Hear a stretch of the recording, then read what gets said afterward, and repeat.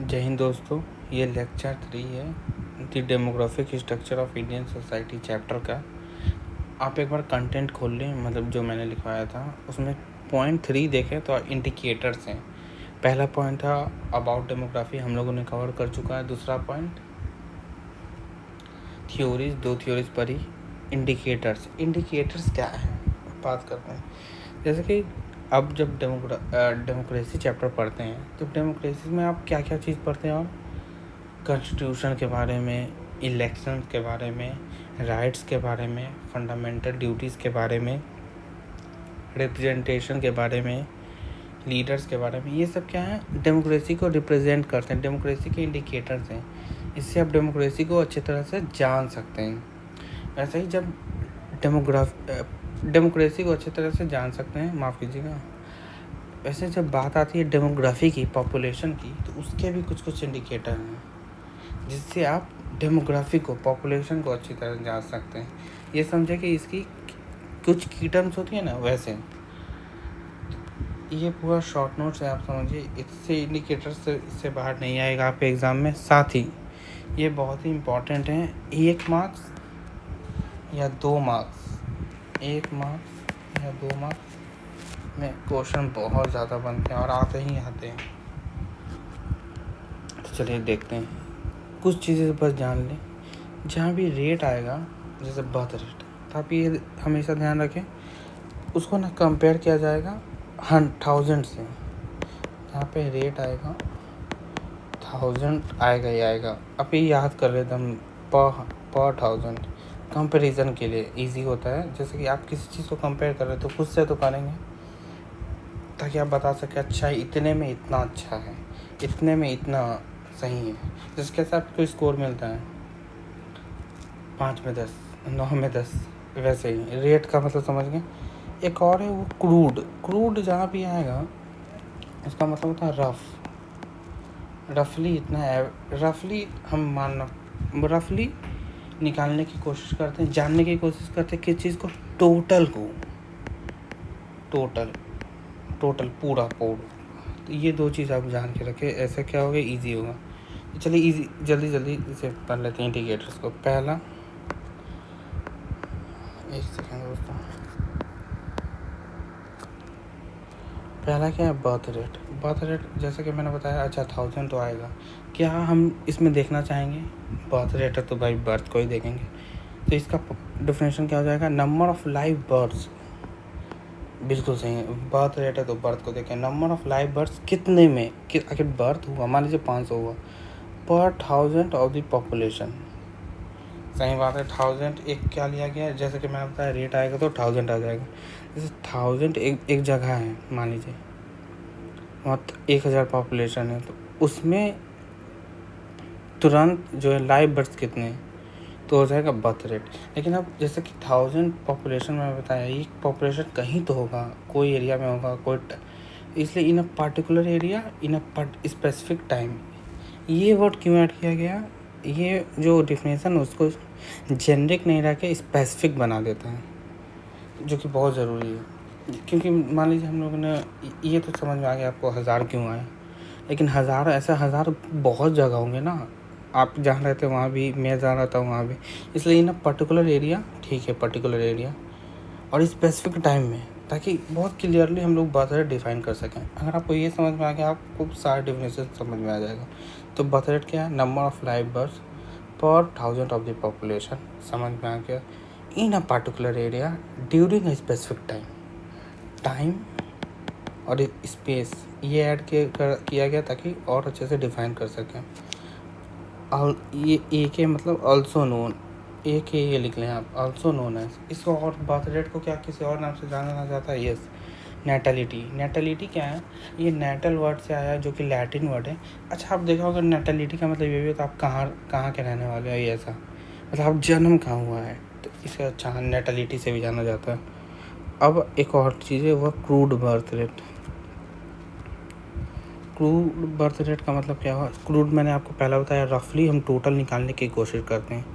तो जब भी टोटल निकालना, उसका फार्मूला होता है, आप बस फार्मूला को याद कर लें, नंबर ऑफ बर्थ, जो टोटल बर्थ हुआ है, by total number of population, crude का मतलब जैसे कि मैंने बताया टोटल निकालने की कोशिश bye total number of population into 1000 क्यों? क्योंकि रेट आ रहा है, मैंने बताया ताकि एक एस्टिमेट मिले, सही मिले। तो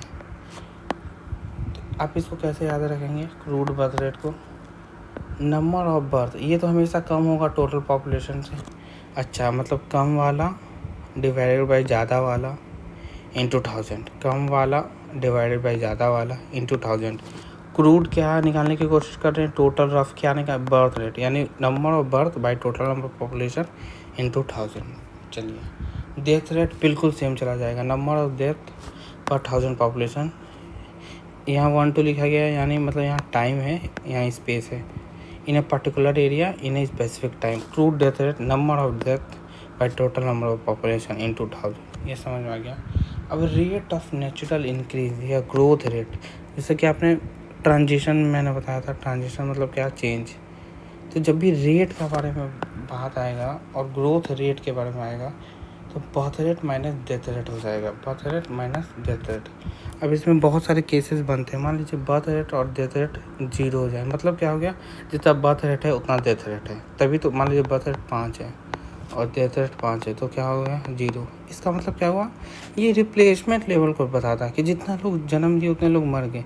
इसका मतलब पॉपुलेशन स्टेबलाइज हो चुकी है एकदम। जो न्यू जनरेशन है वो ओल्ड जनरेशन को पूरा ओवर पावर कर देगी।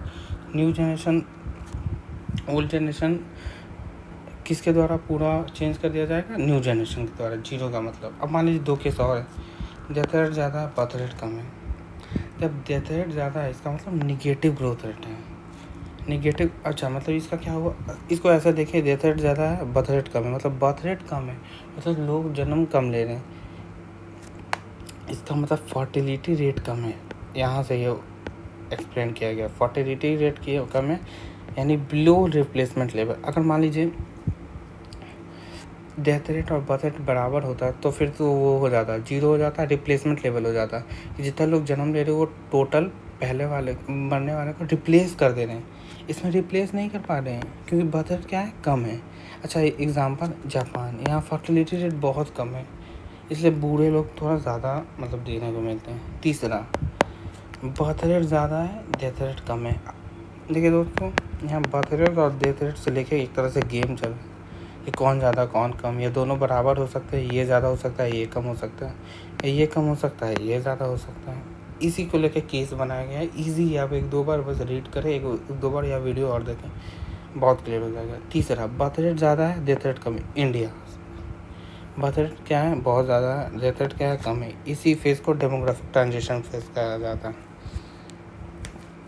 ट्रांजिशन क्यों, बहुत ज़्यादा चेंजेस आने वाली है इस फेज़ में। चौथा, फर्टिलिटी रेट। फर्टिलिटी रेट का मतलब है, आप ये समझ रहे हैं कि एक जो वोमेन है कितने बच्चे मतलब पैदा कर रही है। Fertility, number of live birth rate आया पर 1000 women, number of live birth, कितने बच्चे पैदा हो रहे हैं, कितने ने वोमेन, तो पर 1000 women in the child bearing age. देखिए दोस्तों, फर्टिलिटी जो है एक एज से स्पेसिफिक चीज़ है, एज स्पेसिफिक। एक महिला, एक औरत जो है बच्चे एक एज में ही देती हैं, उसके बाद क्या होता है, उसके बाद नहीं, वो नहीं दे पाती, जिसे मेनोपॉज कहा जाता है। पॉवर्टी हिट करने के बाद 15 एज से कब तक, 49 एज तक, मेनोपॉज के पहले तक। तो फर्टिलिटी रेट क्या हुआ, नंबर ऑफ लाइव बर्थ पर 1000 women in the child bearing age group 15 two. Crude rate, वही क्रूड रेट मतलब रफ एवरेज निकाला जाता है, इसमें एज कंसिडर नहीं किया जाता। क्यों नहीं कंसिडर एज किया जाता है? ऐसे तो इसमें एज के, क्योंकि हम टोटल निकाल रहे हैं ना, और इसमें एज कंसिडर कर लेंगे तो टोटल कभी निकलेगा ही नहीं, वो हम लोग घूम फिर के इसी फार्मूला पे आ जाएंगे।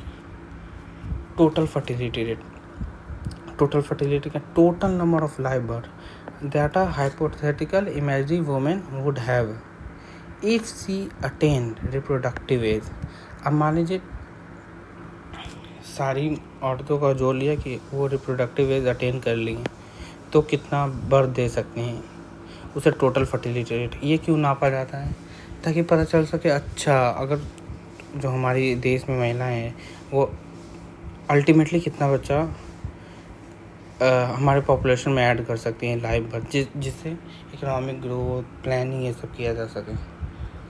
छठा, इन्फेंट मोर्टेलिटी रेट। इन्फेंट मतलब बच्चा, मोर्टेलिटी रेट मतलब death. Number of death of babies before the age of 1 year rate है पर 1000 इन बर्थ। मतलब कितने बच्चे जो हैं वो जन्म के 1 साल से पहले ही मर जा रहे हैं, उसे इन्फेंट मोर्टेलिटी रेट नाम से ही क्लियर हो। इन्फेंट मोर्टेलिटी रेट बढ़ रहा है, इंक्रीज़ हो रहा है, इसका मतलब क्या हुआ? पॉपुलेशन बहुत ज़्यादा है, पॉवर्टी बहुत ज़्यादा है और बैकवर्डनेस है। बैकवर्डनेस कैसे? जो गवर्नमेंट है वो सही फैसिलिटी नहीं दे पा रही है, हॉस्पिटल में नहीं केयर नहीं दे पा रही है, लीव नहीं दे पा रही है, सब्सिडीज़ नहीं दे पा रही है, इसलिए बच्चों का डेथ हो रहा है, इसलिए इन्फेंट मोर्टेलिटी रेट बढ़ रहा है। इन्फेंट मोर्टेलिटी रेट का बढ़ना अच्छा है या ख़राब?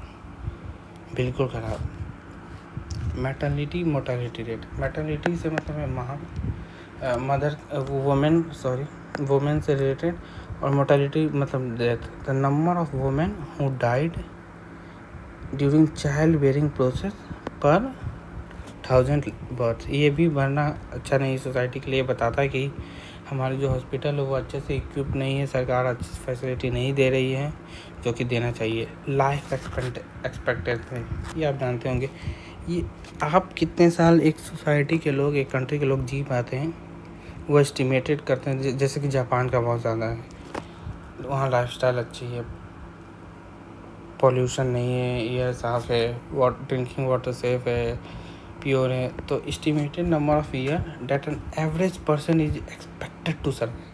कि अच्छा, इंडिया में बहुत धीरे धीरे बहुत कम होते जा रहा है, 60 के नीचे आ चुका है, जापान में बहुत ज़्यादा है।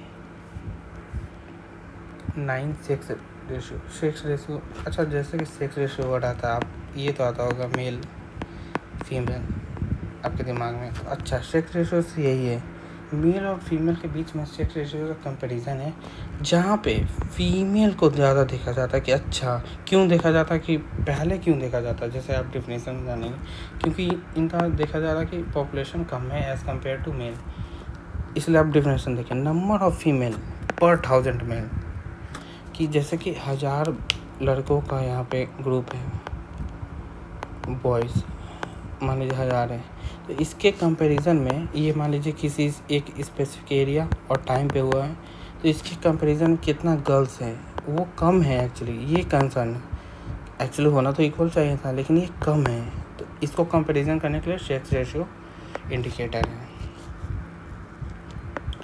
नंबर ऑफ फीमेल पर 1000 male in a specific area in a particular time. देखिए फीमेल ज़्यादा और मेल का, एक्चुअली फीमेल ज़्यादा होनी चाहिए थी, मेल कम। नेचुरल प्रोसेस से बात करें तो इसके 2 रीज़न हैं। पहला, जब मान लीजिए एक बच्चा है, इन्फेंट है, उसमें जो लड़की होती है उसमें रेसिस्टेंस ज़्यादा होता है डिजीज़ से। जैसे छोटा बच्चा है उसमें जो लड़की है उसका सस्टेन करने का चांस ज़्यादा है एज़ कम्पेयर टू बॉयज़। लेकिन क्या हो रहा है इंडिया में स्पेसिफिकली उल्टा है, सेक्स रेशियो कम होते जा रहा है। सेक्स रेशियो कम होने का मतलब क्या है कि फीमेल का कम होना, जो कि ज़्यादा होना चाहिए।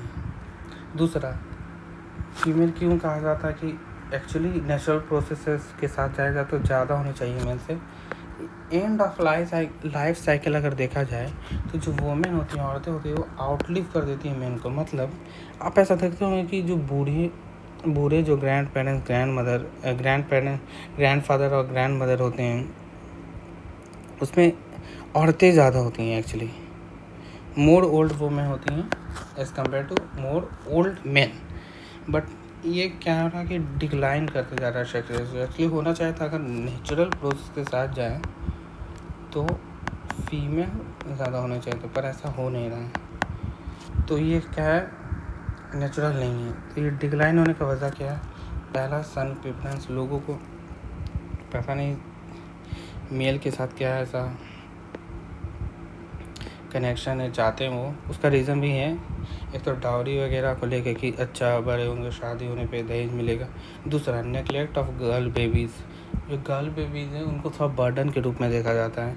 यहाँ पे एक्चुअली सरकार को थोड़ा सब्सिडीज़ वगैरह देना चाहिए, थोड़ा फैसिलिटी देना चाहिए कि अच्छा स्कूल में फ्री एडमिशन हो, और उन्हें अच्छा से इसका डाटा भी कलेक्ट करना चाहिए ताकि अगर बाद में कोई केस आता है डेथ का या कुछ तो वो ट्रेस कर सके। चलिए 2 इंडिकेटर और है। एज स्ट्रक्चर क्या है पॉपुलेशन का? मान लीजिए पॉपुलेशन है पूरा सोसाइटी का, इसमें अलग अलग एज के होंगे। मान लीजिए 15 का, 15 से 49 का, 49 से 60 का। इसको एक पिरामिड वे में देखा जाए और देखा जाए कि अच्छा इस एज के ग्रुप कितने हैं, तो उसे एज स्ट्रक्चर करते हैं। जैसे proportion of people in different age group, जैसे कि ये एक एज ग्रुप हो गया, मैंने बताया 15, ये एज ग्रुप हो गया 15 से 49, ये एज ग्रुप हो गया 49 से 60। तो प्रोपोर्शन ऑफ पीपल, ये ट्रायंगल का पार्ट प्रोपोर्शन ऑफ पीपल हो गया in different age group relative to total population, ये टोटल पॉपुलेशन हो गया, इसे कहते हैं age structure. Last dependency ratio, बहुत इम्पोर्टेंट। देखिए जैसे कि मैंने ये डायग्राम बताया था आपको, ये वाला का बताया था 15 से 49, ये बताया था 50 से 60। मान लीजिए ये 15 तक 0 से, मान लीजिए तो चिल्ड्रन हो गए। अब ये दोनों वाले पे फोकस कीजिए। ये जो पॉपुलेशन, ये काम करने वाली पॉपुलेशन है 15 से 49, ये क्या करते हैं, वर्किंग पॉपुलेशन है, ये एम्प्लॉयड होते हैं। 50 to 60 वाले क्या है, थोड़ा बूढ़े हो जाते हैं, आपको पता होगा। तो ये क्या होता है, डिपेंडेंट होते हैं ऑन देम। तो डिपेंडेंसी रेशियो क्या करता है, ये मेज़र करता है by comparing the portion of population. ये क्या है, पॉपुलेशन हो गया, portion of population which is compose of dependent. Dependent कौन है, ये वाले 50 to 60 वाले, जैसे कि मैंने बताया। इसको काउंट कैसे करेंगे, देखिए हमें क्या निकालना है कि डिपेंडेंट कौन है, जैसे बूढ़े वाले, जैसे मैंने बताया। तो निकालना है पहले डिवाइड, नीचे क्या होगा, ज़्यादा वाला, जैसे बताया था कम बाय ज़्यादा इंटू 1000। तो population in 15 to 64 as group, 15 to 60 age group में क्या हो जाएगा, ये तो इंडिपेंडेंट हुए ना, ये तो काम कर रहे हैं, और इनके तुलना में हम निकालेंगे कि कौन जो है इन पे डिपेंडेंट है। तो ये ज़्यादा पॉपुलेशन वाले ग्रुप हैं, वर्किंग वाले हैं, इनको नीचे डाल देंगे। ज़्यादा, कम बाय ज़्यादा, पॉपुलेशन इन 15 to 64 बाई, अब देखिए पॉपुलेशन इन 60 मान लीजिए 50 प्लस, डिपेंड करता है आप कितना कौन से सोसाइटी में मान रहे हैं। यहाँ पे जैसे 64 माना गया, 64 से ज़्यादा जो भी हैं मान लीजिए बूढ़े वाले, साथ ही साथ 15 से कम भी जो बच्चे हैं वो भी तो इन्हीं पे डिपेंडेंट हैं। यही तो इनके मम्मी पापा हैं जो इन्हें एम्प्लॉयड करके काम कर रहे हैं और इन्हें खाना खिलाएंगे, इनसे ग्रो करेंगे। इन 2000 ये आपको पता सब में होगा। एक बार इसको क्लियरली फिर से जान जाते हैं। डिपेंडेंसी रेशियो क्या मेज़र करता है कि पॉपुलेशन, ये टोटल पॉपुलेशन का वो हिस्सा जो वर्किंग पॉपुलेशन पे डिपेंड करता है। देखिए measure, it is a measure which compare the portion of population which is compose of dependent. कौन डिपेंडेंट है, तो इसके कंपेरिजन करने के लिए क्या कर लेंगे, नीचे डिवाइड कर देंगे population in 15 to 64 age group जो कि वर्किंग है, भाई कौन डिपेंडेंट हैं, वो 15 से कम जो बच्चे हो गए, या 64 से ज़्यादा जो कि एजेड हो गए, बूढ़े लोग हो गए, इन 2000 निकल जाएगा। अब वही मान लीजिए ये कम है, डिपेंडेंसी रेशियो कम है, इसका मतलब क्या हुआ कि जो बूढ़े लोग कम हैं और बहुत यंग लोग कम है, इसका मतलब सोर्स ऑफ इकोनॉमिक ग्रोथ ज़्यादा है। ये जो वर्किंग पॉपुलेशन है 15 से 49 वाले, वो ज़्यादा काम कर रहे हैं, वो ज़्यादा सेव कर पा रहे हैं, इसका मतलब ये गुड इंडिकेटर और एक प्रोस्पेरिटी लाता है। दूसरा, ये जो मैं बार बार आपको 15 to 49 15 to 49 जो वर्किंग पॉपुलेशन बोल रहे हैं, इसके लिए एक टर्म है डेमोग्राफिक डिविडेंड। डेमोग्राफी मतलब पॉपुलेशन, आपको पता है शुरू से। डिविडेंड दोस्तों क्या होता है, ये इकोनॉमिक टर्म है बिजनेस से रिलेटेड। डिविडेंड मतलब आप समझ लीजिए पैसा, शेयर जो कि लाभ लाए। तो डेमोग्राफिक डिविडेंड पॉपुलेशन कौन लाभ लाता है, जो काम करता है। तो 15 to 49 वाले को डेमोग्राफिक डिविडेंड कहते हैं। तो मान लीजिए डेमोग्राफिक डिविडेंड आएगा तो आप क्या लिखेंगे, demographic dividend refers to portion of population which is working, and it refers to age group of 15 to 64. It is a good indicator and it brings prosperity, ये लिख सकते हैं। अगर मान लीजिए डिपेंडेंसी रेशियो बढ़ रहा है, इसका मतलब क्या है, ये सही नहीं है, कॉज ऑफ रही है। तो यही था दोस्तों इंडिकेटर से रिलेटेड जो भी, आई होप आपको समझ में आया होगा। आप 1-2 बार और देखिए, इससे 1-2 नंबर के क्वेश्चन आते हैं, बहुत इजी है। 1-2 बार अगर आप रिवाइज करते हैं तो बहुत क्लियर हो जाएगा। मिलते हैं नेक्स्ट वीडियो में। जय हिंद।